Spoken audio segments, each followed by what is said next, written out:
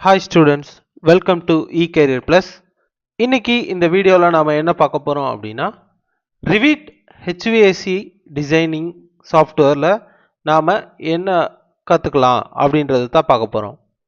Revit HVAC design அப்படின்னா என்னென்னா Revit சாஃப்ட்வேரில் heat ventilation and air conditioning, அதாவது நாம் நார்மலாக யூஸ் பண்ணக்கூடிய ஏசி, அதுக்கப்புறம் ஃப்ரிட்ஜு, அந்த மாதிரி கூலிங் கொடுக்கக்கூடிய கன்சியூமர் ப்ராடக்ட்ஸ் எல்லாத்தையுமே எப்படி டிசைன் பண்ணுறது, அதில் அந்த ஹீட் ட்ரான்ஸ்ஃபர் எப்படி நடக்குது, ஹீட் ட்ரான்ஸ்ஃபரும் உள்ள ஏர் கண்டிஷனிங் எப்படி நடக்குது, அந்த கூலிங் வந்து உள்ளே எப்படி வருது அப்படின்றத பற்றி படிக்கக்கூடிய ஒரு சாஃப்ட்வேர் தான் வந்து இந்த Revit HVAC.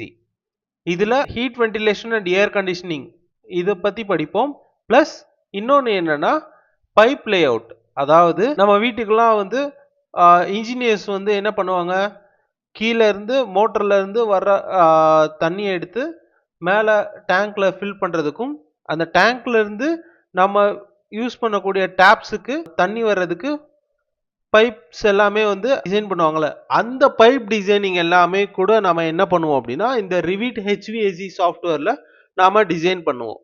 ஸோ இது கற்றுக்கிற இந்த Revit HVAC சாஃப்ட்வேர் கற்றுக்கிறது மூலயமா உங்களுக்கு என்ன நாலேஜ் வரும் அப்படின்னா, எப்படி ஒரு ஏசி அல்லது வாஷிங் மிஷின் அந்த மாதிரி கூலிங் கொடுக்கக்கூடிய ப்ராடக்ட்ஸை வந்து டிசைன் பண்ணுறது, அதுக்கப்புறம் பைப் லே அவுட் எப்படி பண்ணுறது அப்படின்ற அந்த ஸ்கில் வந்து உங்களுக்கு கிடைக்கும்.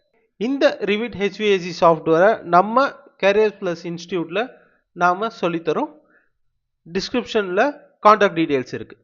Okay, thank you.